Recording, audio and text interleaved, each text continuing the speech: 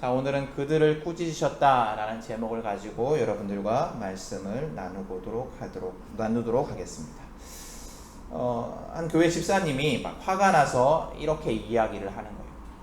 자기가 교회에 다니는 걸 직장 동료들이 아는데, 그래서 그런지 교회에 대해서 안 좋은 기사가 날 때마다 막 자기한테 와서 교회에 대해서 막 욕을 하고 교회가 막 다 썩었다라고 이야기를 한다는 거예요. 근데 그것에 대해서 아니다라고 말하고 싶은데 할 말이 없다는 거예요. 어떻게 대답을 해야 될지 모르겠다라는 거예요.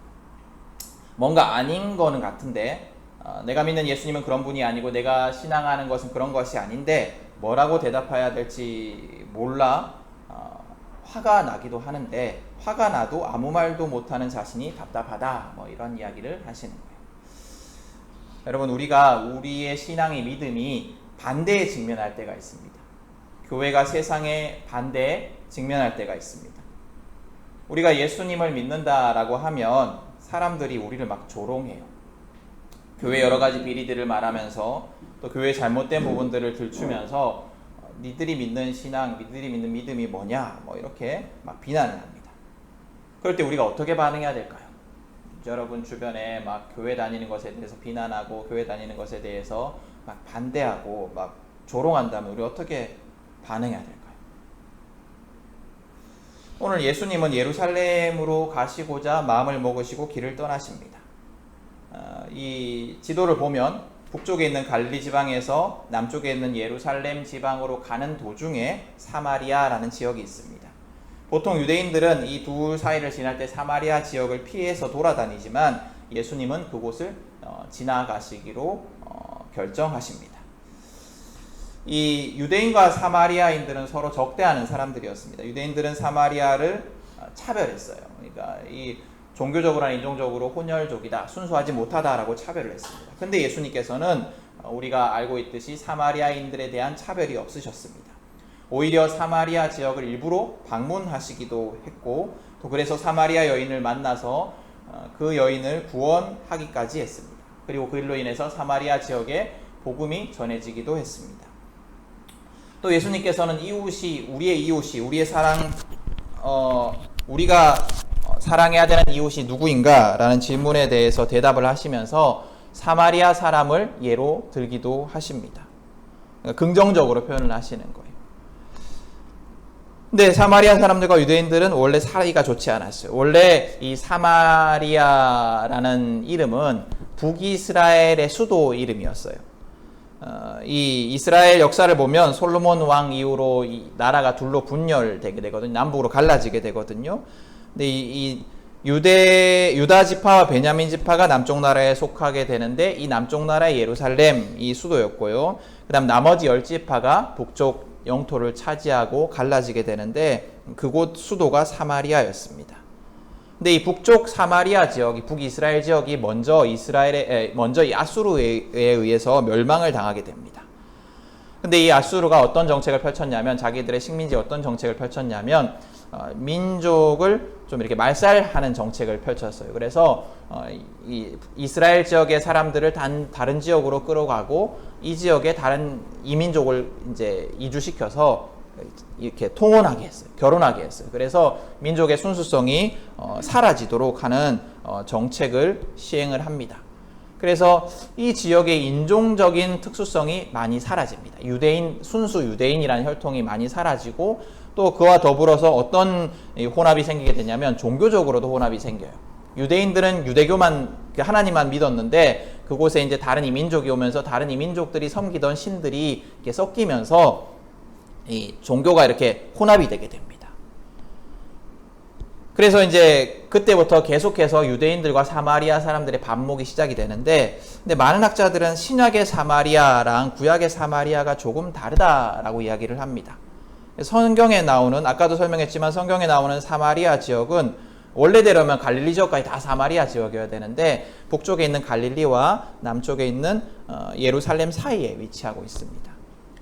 그리고 그곳에 사는 사람들은 유대인으로서 하나님을 섬겼지만 모세 오경만을 성경이다 라고 믿었어요.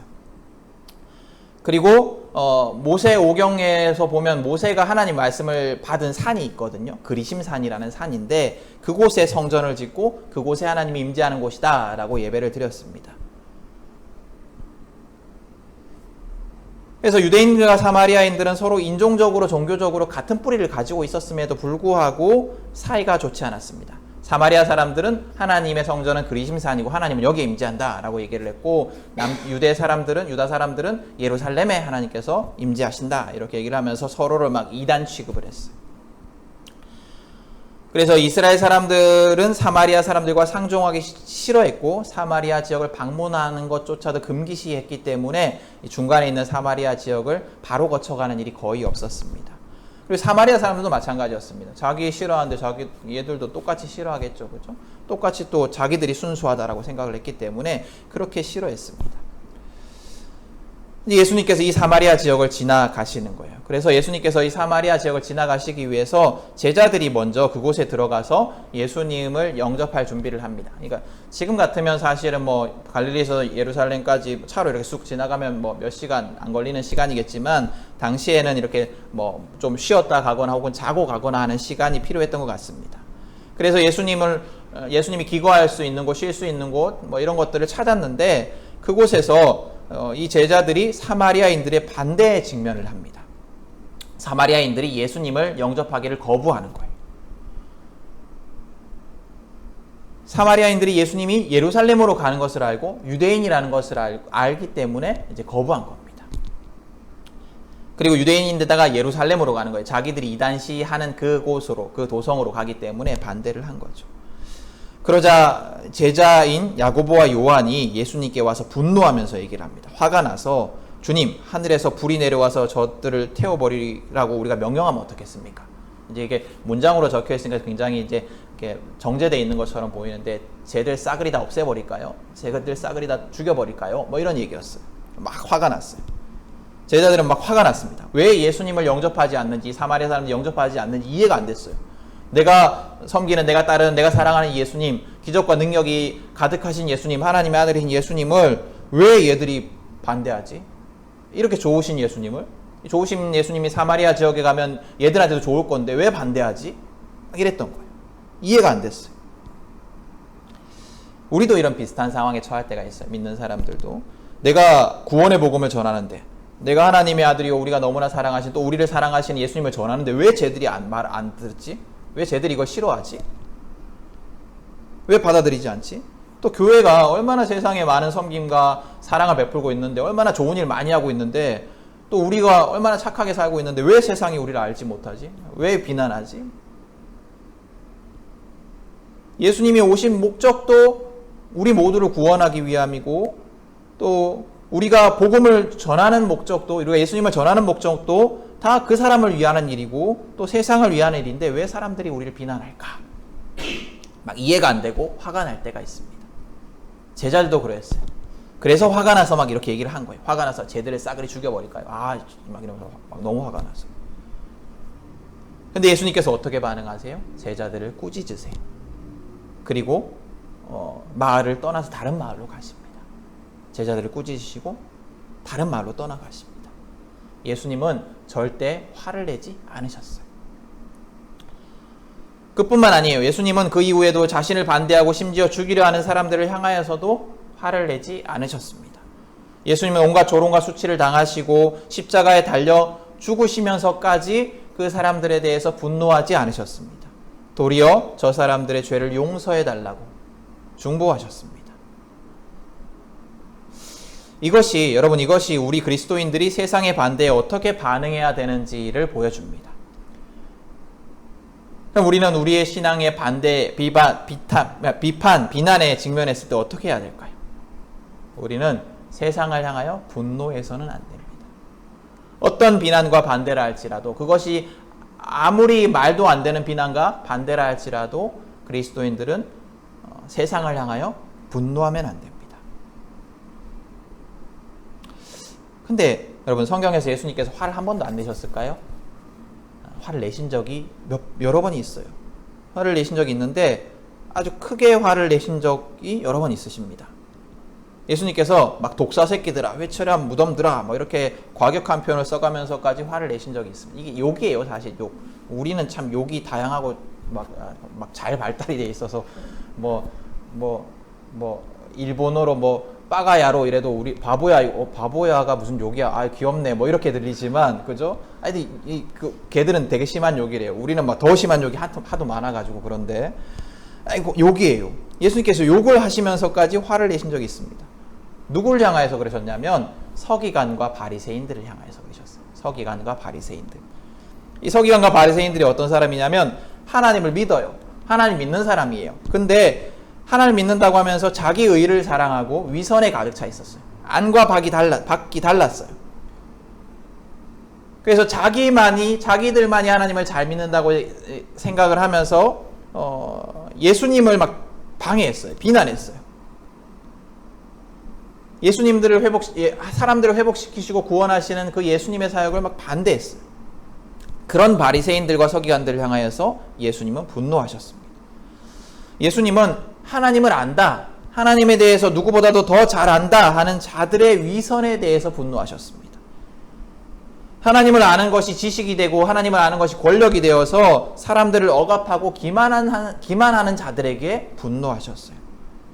그러나 하나님을 알지 못하는 자들의 어리석음, 하나님을 알지 못하는 자들에 대해서는 그것이 아무리 말도 안 되는 비난이라 할지라도 분노하지 않으셨습니다. 근데 여러분, 우리 그리스도인들은 예수님과 반대되는 삶을 살아가고 있는 것 같습니다.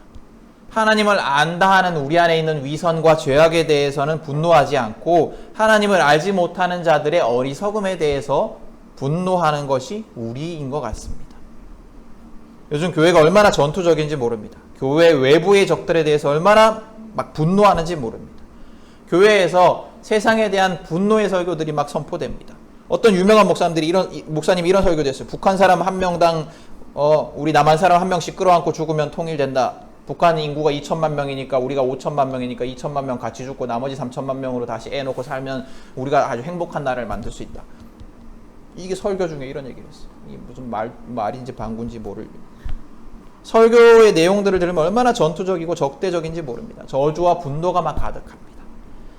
동성애, 이슬람, 공산주의자들에 대한 분노가 가득합니다. 이게 옳다 그르다를 얘기하는 게 아니고, 동성애, 이슬람, 공산, 이게 옳다 그르다 얘기를 하는 것이 아니고, 교회 안에 하여튼 외부에 대한 분노가 가득하다는 거예요. 교회 밖에 대한 분노가 가득하다는 거예요. 그래서 그것들로 인해서 교회가 무너질 것처럼 이야기합니다. 그래서 교회를 살리기 위해서는 우리가 분노하고 싸워야 된다. 그 적대적인 세력에 대해서 우리가 싸우고 하나님의 교회를 지켜야 된다. 이것이 하나님을 기쁘시게 하는 거다. 이렇게 얘기합니다. 선포합니다. 말씀합니다. 그리고 많은 성도들이 그렇게 믿고 살아갑니다. 교회 안에 화가 가득해요. 교회의 이름을 걸고 하나님의 이름을 걸고 예수님의 이름을 걸고 십자가의 깃발을 들고 막 분노하며 폭력을 행하며 혐오합니다. 그리스도인들의 입에 칼과 창이 가득하고 그리스도인들의 눈에 핏발이 막 가득합니다. 예수님은 그러지 않으셨고 예수님은 그렇게 하려는 제자들을 꾸짖으셨음에도 불구하고 예수님을 따르는 우리가 그렇게 살아가고 있습니다. 그러면서 우리 안에 있는 기만과 가식과 위선에 대해서는 침묵합니다. 교회 안의 범죄들, 교회 안의 비리들, 교회 안의 부조리들, 교회 안에 하나님과 상관없는 하나님이 절대 기뻐하시지 않는 욕망들에 대해서 침묵합니다. 교회 안에 막 싸움이 있고 서로 하나님의 뜻이다라고 주장을 하면서 서로를 막 저주합니다. 하나님이 내 편이다라고 주장합니다. 교회 안에 세속적인 술책과 정치와 권모술수가 난무합니다. 근데 그것에 대해서 아무도 분노하지 않아요. 또 우리의 삶 속에, 우리 개인적인 삶 속에 음란과 교만과 욕망이 가득한데도 아무도 자신의 죄에 대해서 분노하거나 아파하지 않습니다.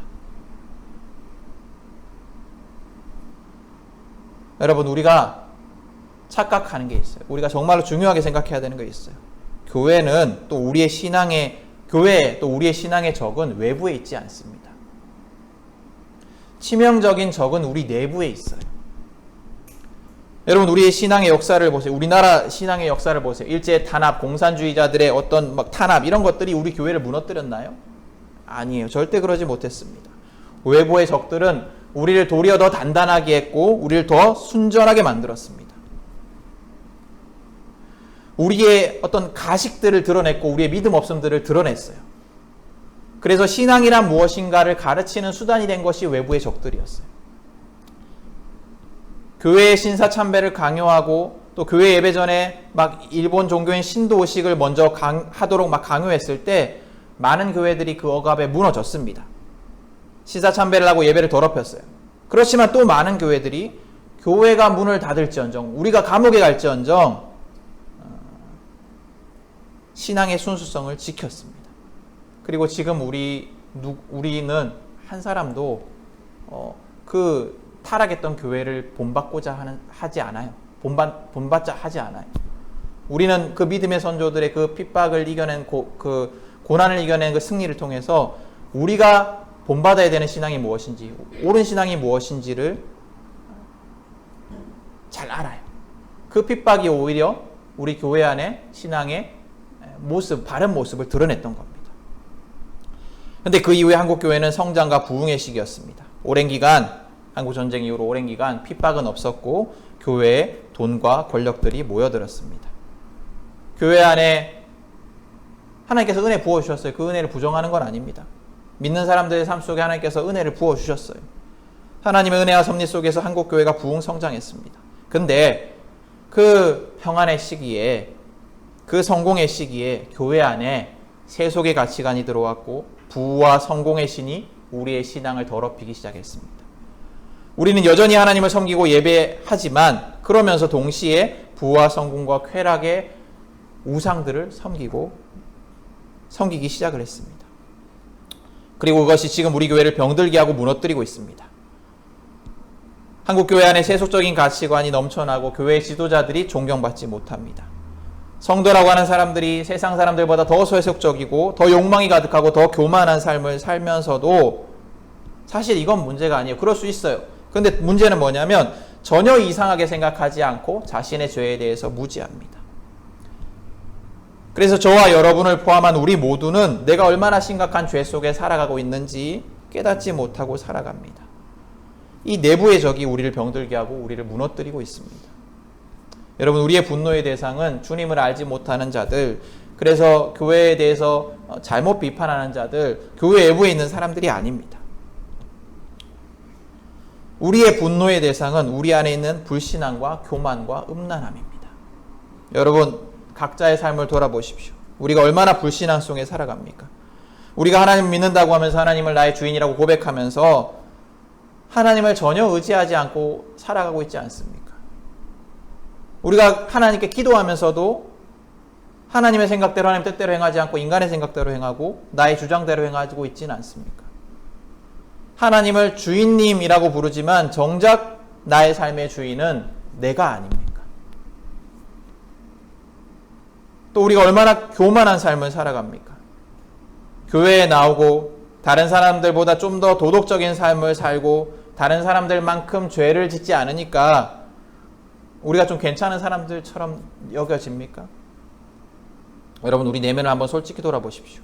우리 안에 얼마나 많은 죄악들이 있는지, 드러나지 않는 내면 속에 우리가 얼마나 추악한 존재인지를 한번 돌아보십시오. 자기가 죄인인지 아는 사람은 구원을 얻을 수 있습니다. 그러나 자기가 죄인인지 모르는 사람은 구원을 얻지 못합니다. 성경 말씀 보십시오. 자기가 죄인인지 알았던 세리와 창녀들은 예수님께 찾아와 구원을 얻었지만 자기가 죄인인지 몰랐던 바리새인들은 예수님의 분노의 책망을 들었습니다. 여러분, 우리가 그런 바리새인들은 아닙니까? 겉으로 보기에는 괜찮아 보이고 겉으로 보기에는 좀 도덕적으로 보이고, 그래서 나는 죄인이 아니야, 나는 저 사람들보다 나은 사람이야 라고 살아가면서 나의 죄인됨을 제대로 깨닫지 못하고 살아가는 자가 바로 우리가 아닙니까? 또 우리가 얼마나 음란함 속에 살아갑니까? 하나님을 사랑한다 하면서 마치 배우자에 만족하지 못하는 음란한 사람처럼 돈도 사랑하고 명예도 사랑하고 지식도 사랑하고 건강도 사랑하고 성공도 사랑하고 가족도 사랑하고 쾌락도 사랑하며 살아가는 자들이 아닙니까? 마치 자기 배우자에게는 난 당신만을 사랑해, 난 당신밖에 없어 라고 맹세하면서 문 밖을 나서면 다른 사람과 욕정의 삶을 살아가는 그런 사람들처럼, 그런 음란한 사람처럼 우리가 그런 삶을 살아가는 자들이 아닙니까?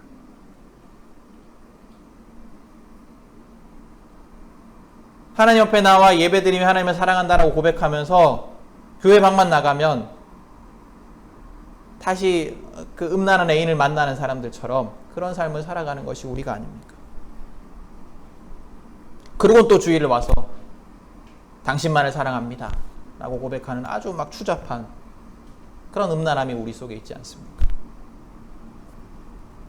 여러분, 우리가 분노해야 되는 것, 우리가 슬퍼해야 되는 것, 우리가 고통스러워해야 되는 것, 우리가 정말로 두 손을 불끈 쥐고 이겨내야 하는 것은 외부의 적이 아니라 우리 안의 죄악입니다. 우리가 목숨을 다해 싸워야 하는 것은 내 자신이고 또 교회 안의 연약함이고 죄악입니다. 여러분, 오늘 말씀을 좀 기억했으면 좋겠습니다. 하나님께서 우리에게 말씀하시는 것을 좀 들었으면 좋겠습니다. 그리고 주님의 도우심을 구했으면 좋겠습니다. 주님의 은혜를 구하십시오. 내가 정말로 죄악에 가득 찬 자임을 깨닫게 해달라고, 나의 내면의 죄악을 깨닫게 해달라고, 또 우리 교회, 우리 공동체의 죄악을 깨닫게 해달라고, 또 한국교회의 죄악을 깨닫게 해달라고 좀 기도했으면 좋겠습니다. 간구했으면 좋겠습니다. 애통했으면 좋겠습니다. 우리가 전심으로 회개하며 돌이킬 때, 우리가 우리의 내부의 죄악에 대해서 아파하고 분노할 때, 그리고 하나님께 은혜를 구할 때, 하나님 회복하심을 구할 때 우리의 죄악들이 해결될 것이고 우리의 교회가 회복될 것이고 한국의 교회가 회복될 것입니다. 그 은혜가 있기를, 우리 모두에 있기를 축복합니다.